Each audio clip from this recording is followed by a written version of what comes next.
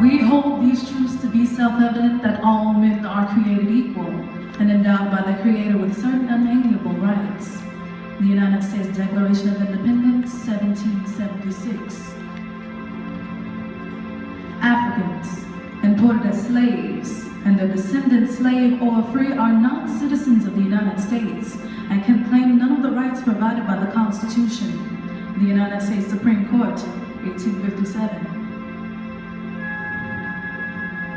That cracked plate was enough to invoke the wrath of my master, who horsewhipped my poor mother most unmercifully, far more severely than I ever knew him to whip a horse. Austin Stewart. Child slave. From 12 years old, when he sees a slave boy his own age beaten with an iron shovel, John Brown will be haunted by the cries of those in bondage. He will spend a lifetime watching his country compromise with the evil of slavery, one unjust law after the next.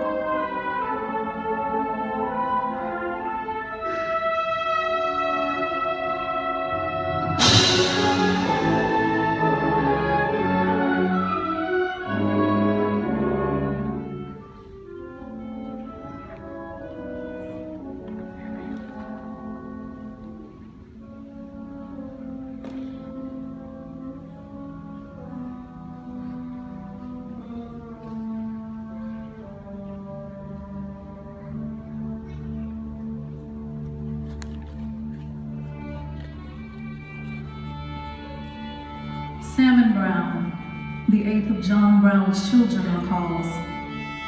My early recollections go back clearly to the old home in Hudson, Ohio. Father would sit in front of a lively fire and take up us children 1, 2, or 3 at a time and sing until bedtime. We all loved to hear him sing, as well as to talk of the conditions of the country over which he seemed worried. A favorite song with Father and us children was Blow Ye the Trumpet Blow.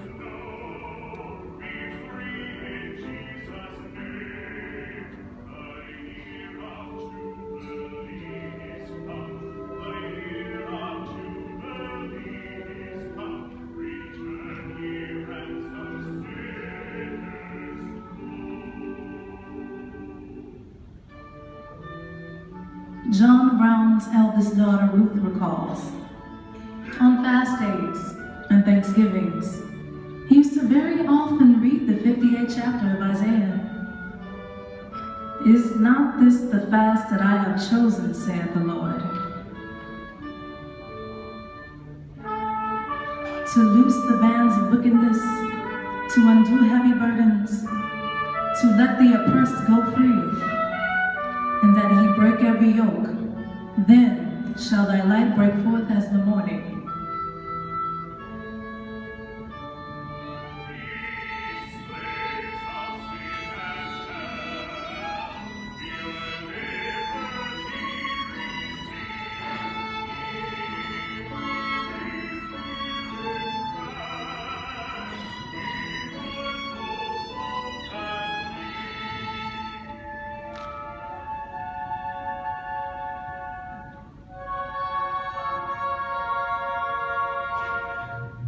November 1837, the Congregational Church, Hudson, Ohio.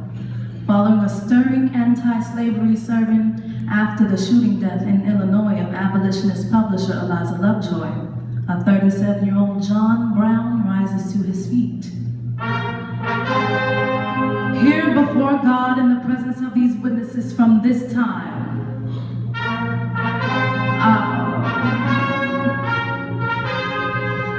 I consecrate my life to the destruction of slavery.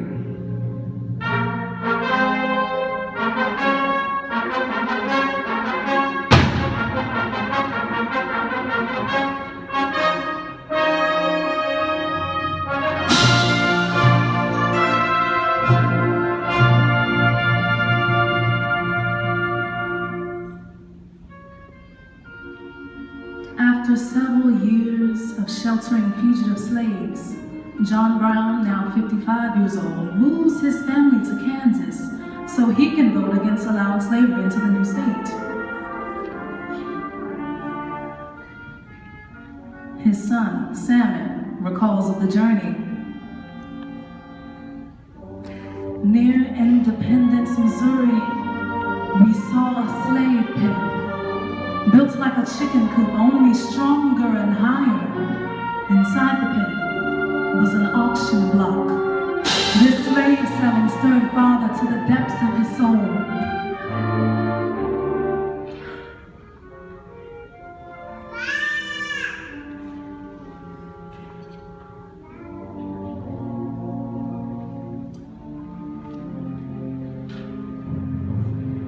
A virtual civil war exists in Kansas over slavery. A band of 800 men led by pro-slavery federal marshals sacked the town of Lawrence, burning the governor's mansion, looting homes, and destroying abolitionist printing presses.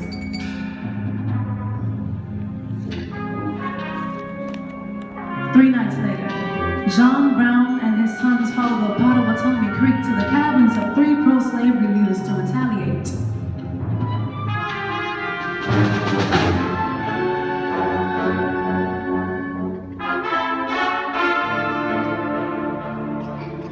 We were all in bed. The men were armed with pistols and large knives. They first took my husband, then my sons, William and Drury. My 17-year-old was spared because I begged them in tears to spare him. My husband and two boys did not come back. Next morning, I found them lying dead. Mrs. James Doyle, widow of one of the 5 men murdered on this night by John Brown and his men. This will become known as the Pottawatomie Massacre. Autumn, 1859. John Brown has been able to assemble only 21 men willing to join his daring plans to free the slave. Brown's friend, abolitionist Frederick Douglass, has warned Brown he will never get away from Harper's Ferry alive. But John Brown is resolute, believing only action, not talk, can put an end to slavery.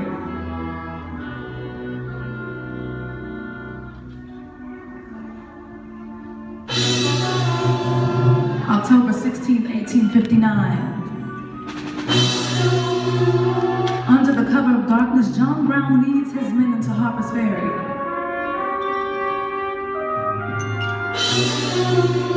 The Federal Arsenal's sole watchman is taken by surprise, and John Brown captures 100,000 guns without firing a shot. Brown's men take several hostages, including the great-grandnephew of George Washington.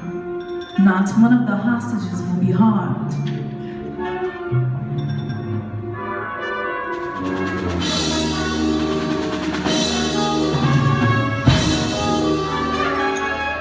Brown's second-in-command urges Brown to flee with the captured weapons and establish a mountain stronghold as planned. But oddly, Brown is reluctant to leave. His hesitation will prove fatal.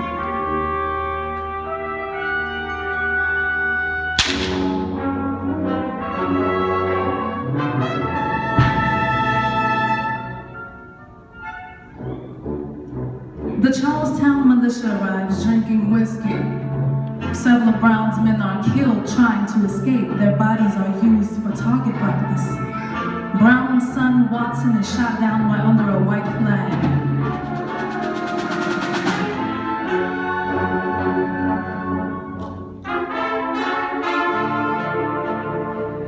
President James Buchanan dispatches a unit of United States Marines under the command of a colonel by the name of Robert E. Lee. Lee's lieutenant is a 26-year-old West Point graduate known as Jeb Stewart.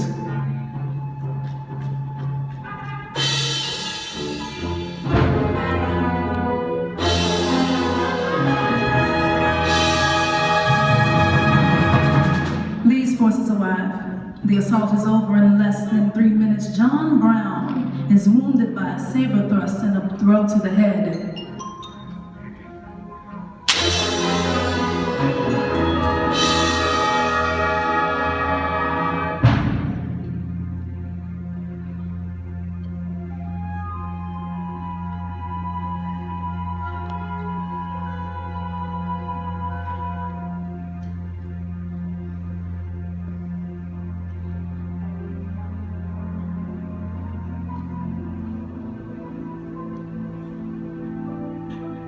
These are the words John Brown speaks in his defense at the trial. Had I suffered and sacrificed what I have at Harper's Ferry in behalf of the rich, the powerful, the so-called great, every man in this court would have deemed it an act worthy of reward rather than punishment.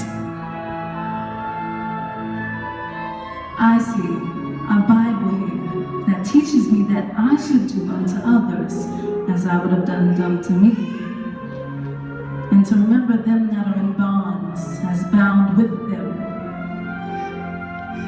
I endeavor to act on that instruction in behalf of the millions in this slave country whose rights are disregarded by wicked, cruel, and unjust enactments. I think you are guilty, my friends, of a great wrong against God and humanity. It would have been perfectly right for anyone to interfere with you so far as to free those you willfully and wickedly hold in bondage. You may dispose of me very easily, but this slave question is still to be settled. The end of that is not yet.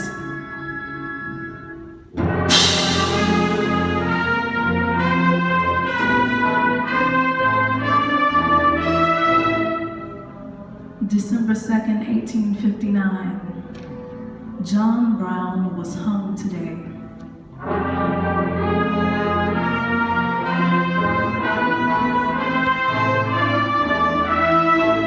He behaved with unflinching firmness and ascended the scaffold with apparent cheerfulness.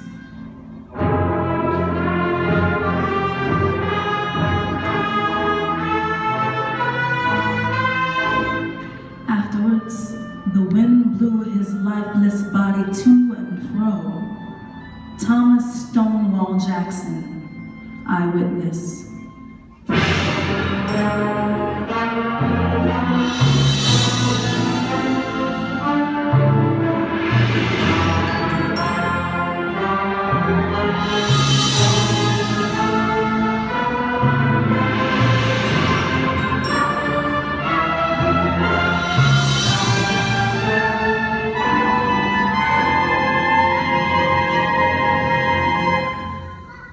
Dear wife and children, when and in what form death may come is but a small moment.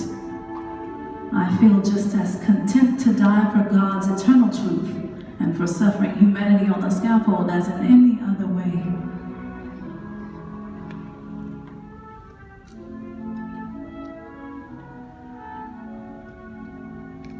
Do not, any of you, grieve for a single moment on my account, as I trust my life has not been thrown away.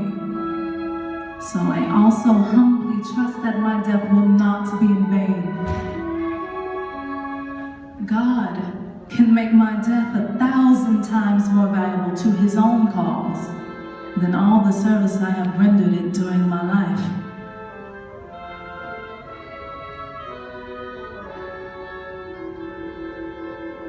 Your affectionate husband and father,